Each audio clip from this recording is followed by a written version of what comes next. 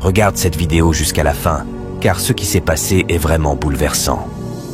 2 petites filles allaient tranquillement à l'école quand, sur le chemin, une femme étrange a posé la main sur la tête de l'une d'elles. Elle s'est aussitôt effondrée. L'autre, voulant la défendre, a subi le même sort. À peine était-elle tombée que des complices de cette femme sont sortis de nulle part et ont emporté les 2 enfants. Ce qui s'est passé ensuite est à observer avec attention. Arrivés dans un coin reculé, les malfaiteurs ont posé les filles à terre. La femme malveillante a immédiatement passé un appel à leur chef, celle qui leur commande des enfants pour des rituels de sacrifice. Elle lui dit « Chef, on a trouvé 2 petites filles. » La voix à l'autre bout répond « Vous êtes déjà dans notre lieu habituel ?»« Oui, chef, » répond la femme. « J'arrive tout de suite. » 10 minutes plus tard, la patronne arrive. Sa complice l'accueille.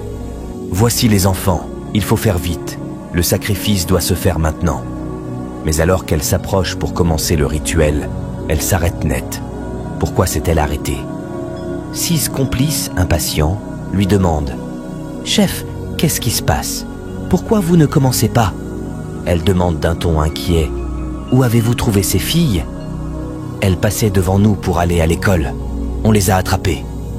La patronne reste silencieuse. Les autres s'impatientent. « On doit agir vite. On a besoin d'argent. » Et soudain, elle s'écrie « Vous êtes devenu fou ?» Sa complice lui répond, agacée « Pourquoi tu parles ainsi à ceux qui t'aident ?» La patronne explose. « Ce sont mes enfants. Ces 2 filles sont mes propres filles. » Sa complice rétorque froidement. « Qu'elles soient à toi ou non, ça ne nous concerne pas. Le travail doit être fait. » Les autres, nerveux, insistent. « Il faut se dépêcher. On ne peut pas rester ici longtemps. » Mais la patronne s'y oppose fermement. « Personne ne touche à mes filles. » Sa complice ne lâche pas l'affaire. « On doit les sacrifier, c'est la règle. Une fois ici, il n'y a pas de retour en arrière. » La patronne, en larmes, supplie. « Ce sont les seuls enfants que j'ai au monde. » Mais la complice répond sans pitié. « Ce qui a été décidé doit être exécuté. » Les tensions montent. L'un des complices s'approche discrètement de la patronne et l'attaque, la rendant muette et inconsciente. Elle s'effondre. La complice hurle. « Pourquoi vous avez fait ça? Sans elle, on ne peut pas achever le sacrifice. Et maintenant, que faire avec les enfants? » Leurs cris retentissent dans la forêt. Par chance, un chasseur qui passait par là les entend. Intrigué, il suit les voix et les retrouve. En un éclair, il attrape la femme malfaisante. Les 2 hommes complices s'enfuient, la laissant seule. Le chasseur la questionne. « Que se passe-t-il ici ?» Elle essaie de mentir. « Ce n'est rien, juste une dispute entre ses enfants et leur mère. » Mais le chasseur n'est pas dupe. « Dis la vérité. Que comptez-vous faire à ces enfants? »« Je n'ai rien fait, » insiste-t-elle. « Alors réveille celle qui est au sol, » ordonne le chasseur. Elle s'approche de la patronne et lui donne quelques coups. « Réveille-toi !» La patronne revient à elle, les larmes aux yeux. Le chasseur lui demande « Ce sont vraiment vos enfants ?»« Oui, » murmure-t-elle. « Et pourquoi sont-elles inconscientes ?»« C'est cette femme qui les a prises. » Mais aussitôt, la complice l'accuse à son tour. « C'est faux. C'est elle qui nous a engagés pour capturer ses enfants pour un sacrifice. » Le chasseur est confus. Il se tourne vers la patronne. « Pourquoi avez-vous fait cela à vos propres enfants ?» Mais elle, prise de panique, commence à délirer. Le chasseur revient vers la complice. « Dis-moi la vérité. Qu'avez-vous fait à ces filles ?» La complice avoue. « C'est leur mère qui nous a mandatés. Elle m'a donné un pouvoir pour manipuler leur esprit. »« Tu as encore ce pouvoir ?»« Oui, » répond-elle. « Alors utilise-le pour les ramener à la vie. » Elle s'exécute. Avec la patronne, elles font des incantations. Progressivement, les filles reprennent conscience. Elles reconnaissent leur mère et s'approchent d'elle, pleines de confusion. La complice tente de s'enfuir, mais le chasseur l'en empêche. Je prie pour toi qui regardes cette vidéo. Que tous ceux qui complotent contre toi tombent dans leur propre piège, au nom puissant de Jésus-Christ de Nazareth. Si tu crois en la puissance de Dieu, écris « Amen » dans les commentaires, partage cette vidéo pour éveiller les consciences et abonne-toi pour ne manquer aucune histoire. Regardez bien comment une petite sœur a failli ruiner le mariage de sa grande sœur. C'est incroyable, mais aussi extrêmement dangereux. Le jour du mariage, l'homme se prépare tranquillement. Pendant ce temps, la petite sœur de la future mariée prend l'apparence d'une autre femme et arrive dans la maison.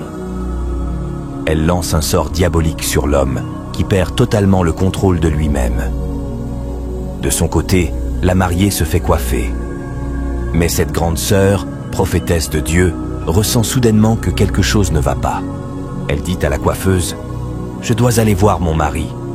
La coiffeuse, intriguée, lui demande pourquoi, mais la future mariée ne répond pas et se met à courir vers la chambre. La coiffeuse la suit sans comprendre. Quand la petite sœur sorcière voit qu'elles arrivent, elle disparaît aussitôt. En entrant dans la chambre, la grande sœur découvre son fiancé allongé, inerte. Elle est prise de panique. La coiffeuse, elle, ne comprend toujours pas ce qui se passe. La prophétesse s'écrie « Seigneur, ne m'abandonne pas !» Puis, avec assurance, « Le Dieu que je sers ne m'a jamais laissé tomber. J'ai confiance en lui. » Elle commence alors à prier avec ferveur. Soudain, la petite sœur revient, cette fois sous les traits d'une autre amie du quartier, et entre dans la chambre. La grande sœur interrompt sa prière et dit fermement « Esprit impur, quitte cette chambre maintenant. » Mais la fausse amie proteste. « Moi ? Un mauvais esprit ? Tu racontes quoi ?» La coiffeuse tente de raisonner la mariée. « Tu ne la reconnais pas ? C'est une de tes amies. Tu rêves ou quoi ?» Mais la grande sœur répond « Attends un peu, tu vas voir clair. » Elle se tourne vers la fausse amie. « Toi, esprit maléfique venu gâcher mon mariage, échoue dès maintenant. » Elle prie à haute voix. « Seigneur, c'est toi seul que je connais. Montre-nous la vérité ici et maintenant. » Aussitôt, la puissance du Saint-Esprit se manifeste. La petite sœur commence à crier, brûlée par le feu divin. Elle change soudainement d'apparence, révélant sa véritable identité. C'est bien elle, la propre petite sœur de la mariée. La coiffeuse est choquée. « C'est ta sœur ?» La grande sœur, bouleversée, murmure. « C'est toi ? Je rêve ou quoi ?» La petite sœur confirme. « Oui, c'est moi. Et ce n'est que le début. À cause de toi, j'ai cherché ce pouvoir. Je vais détruire ta vie. Tu ne te marieras jamais. Depuis 5 ans, je suis dans ton ombre. Tu as tout pris après la mort de maman et tu m'as laissé souffrir. Je vais te faire payer. Tu finiras seul, sans enfant, et tu regretteras d'être né. » Elle poursuit avec rage. « Tu te souviens quand j'avais faim et que tu me rejetais ? Tu vivais dans l'abondance et moi, je mendiais. Aujourd'hui, regarde ton mari à l'article de la mort. Et tu crois que ton Dieu va faire quelque chose ? » La coiffeuse dit à la mariée « Ta petite sœur détient un pouvoir très fort, c'est clair. » Puis elle s'adresse à la sorcière. « Tu n'as même pas honte ? Te battre contre ta propre sœur pendant 5 ans ? Quelle méchanceté !» La grande sœur répond avec assurance. « Tu as échoué comme à chaque fois. Cette fois, c'est fini. » La coiffeuse insiste. « Il faut absolument la chasser, sinon elle te tuera un jour. » Mais la prophétesse réplique. « Attends de voir. » Puis, s'adressant à sa sœur. « Tu as osé m'attaquer ? Dieu te jugera. Tu dis que j'ai pris les biens de maman. Dis-moi lesquels. » Pendant que je me battais pour réussir, toi tu ne faisais rien. Elle continue. « Regarde bien mon mari. Il va se réveiller au nom de Jésus-Christ de Nazareth. Tu m'as plongé dans l'obscurité, mais aujourd'hui, je suis dans la lumière. Plus jamais tu ne pourras m'atteindre. Quiconque lutte contre moi, lutte contre Jésus-Christ. » La petite sœur commence à faiblir, sentant qu'elle perd la bataille. Elle dit « Je vais partir. » Mais la grande sœur poursuit sa prière.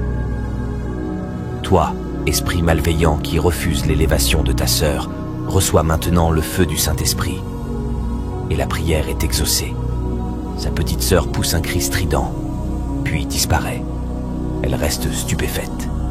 La coiffeuse demande « Et maintenant, ton mari ?»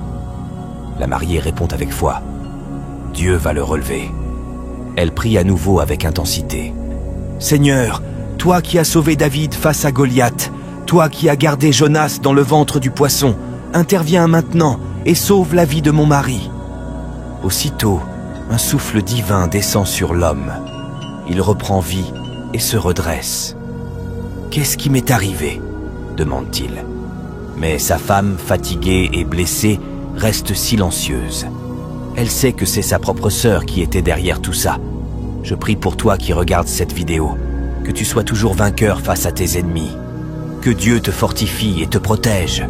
Si tu crois vraiment en sa puissance, écris « Amen » en commentaire, partage cette vidéo et surtout, abonne-toi pour ne rien manquer.